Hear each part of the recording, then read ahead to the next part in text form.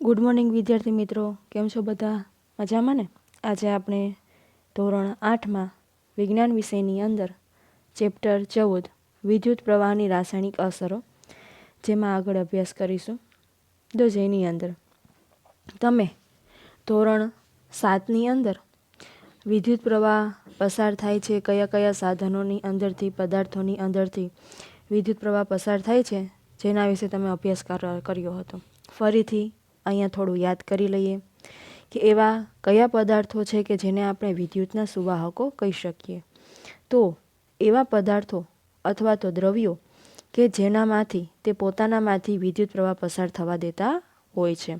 તો આ તમામ દ્રવ્યો અથવા તો પદાર્થોને વિદ્યુતના સુવાહકો કહેવામાં આવે છે. આપણે તેના થોડા એક્ઝામ્પલો યાદ કરી લઈએ.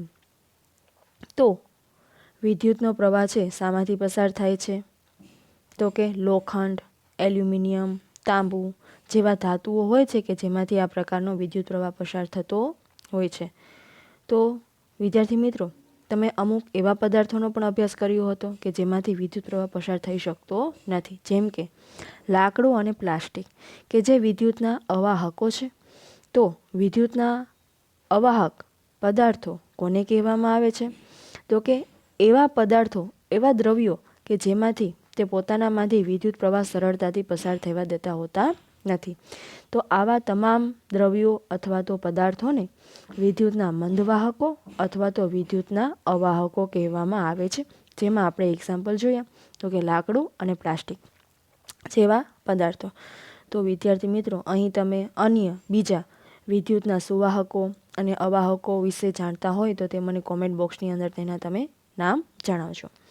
તો ત્યાર પછી તમારા વડીલો છે, તમારા ભાઈ બહેન છે મોટા, જે તમને ભીના હાથે અમુક વીજળીના સાધનોને, અમુક ચાલતા ઉપકરણોને અડકવાની છે તે ના પાડતા હોય છે. તો આવું શા કારણે થાય છે?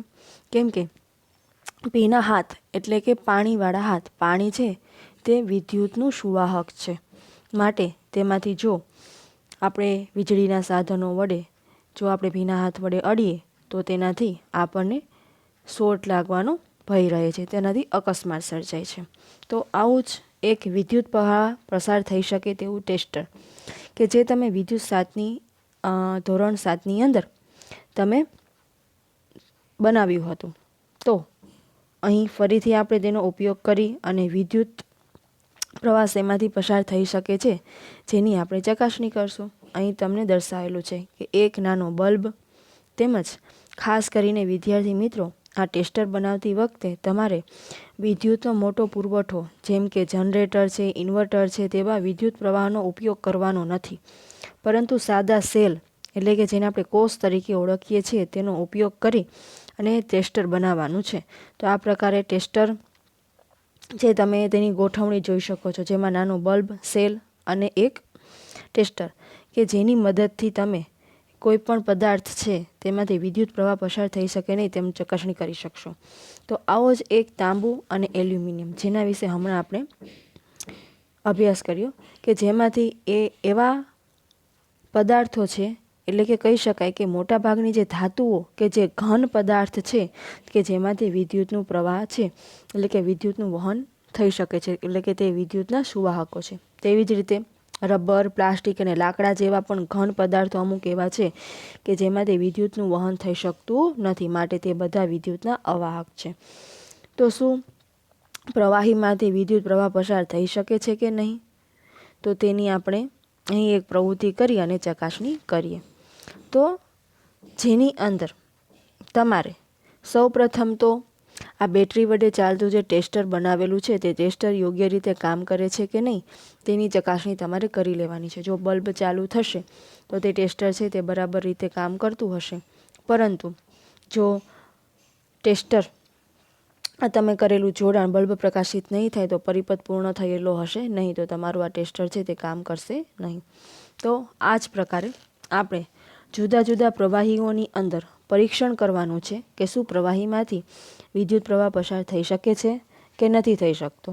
તો જેની અંદર સૌપ્રથમ તમારે ટેસ્ટરની તપાસ કરતી વખતે આ જે તારનો ઉપયોગ કરો છો તે થોડી વારે તમારે ક્ષણોએ તેને મુક્ત કરી દેવા. જો લાંબા સમય સુધી તમે તેની અંદર આ છેડાઓ જોઈન્ટ રાખશો તો તે બેટરી છે તેનો સેલ બહુ જલ્દીથી પૂરો થઈ જશે. માટે પ્રયોગ કરતી વખતે તમારે થોડી થોડી વારે છેડાઓ મુક્ત કરી દેવા. તો સૌ પ્રથમ આપણે કોઈ વપરાયેલી નકામી બોટલ હોય તો તેની ઢાંકણું અથવા તો પ્લાસ્ટિકનું નાની વસ્તુ લઈ અને તે ઢાંકણાની અંદર થોડા લીંબુના રસ અથવા તો વિનેગર રેડવાનું છે. વિદ્યાર્થી મિત્રો, અહીં આપણે થોડાક રાસાયણિક નામ યાદ કરી લઈએ. તો કે લીંબુના રસનું રાસાયણિક નામ શું છે? તો કે તેમાં સાઇટ્રિક એસિડ હોય છે. તેવી જ રીતે વિનેગર, તો વિનેગર પણ શેમાં? તો તેમાં પણ એસિડિક એસિડ હોય છે.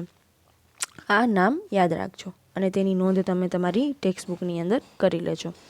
ત્યાર પછી અહીં તમને આકૃતિમાં દર્શાવેલું છે તે મુજબની ગોઠવણી કરવાની છે.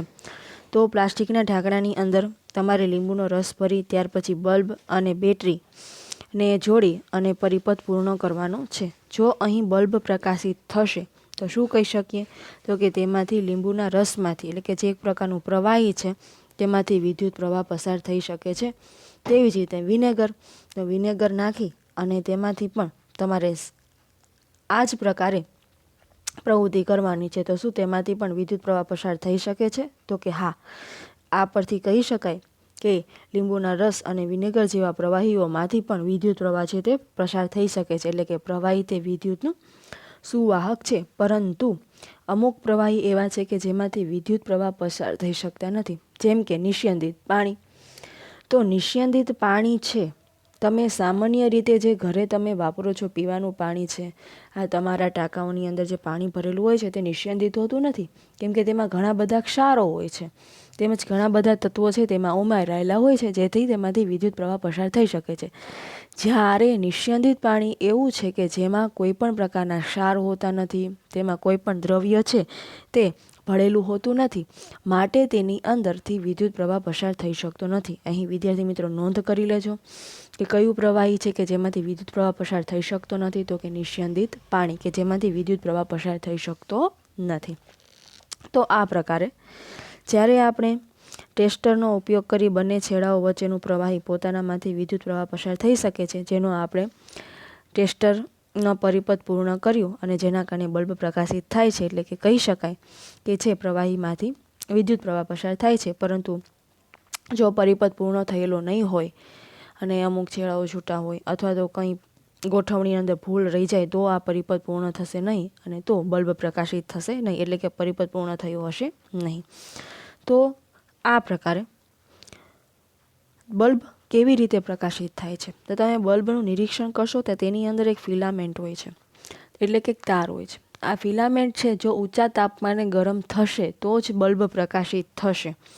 પરંતુ જો વિદ્યુત પ્રવાહ નિર્બળ પ્રવાહ પસાર થતો હશે તો તેમાંથી તે ફિલામેન્ટ છે તે ગરમ થશે નહીં અને તેમાંથી વિદ્યુત પ્રવાહ પસાર થશે ને, એટલે કહી શકાય નિર્બળ વિદ્યુત પ્રવાહ, અને બલ્બ પ્રકાશિત થશે નહીં. તો આ પ્રકારે આજે આપણે વિદ્યુતના સુવાહકો અને અવાહકો કોને કહેવાય તેના એક્ઝામ્પલો વિશે સમજૂતી મેળવી, તેમજ પ્રવાહીમાંથી અને કયા કયા પ્રવાહીમાંથી વિદ્યુત પ્રવાહ થઈ શકે, પ્રવાહ પસાર થઈ શકે છે, અને કયા વિદ્યુત પ્રવાહ છે કે જે પ્રવાહીમાંથી પસાર થઈ શકતા નહીં તેના અમુક એક્ઝામ્પલો આપણે જોયા.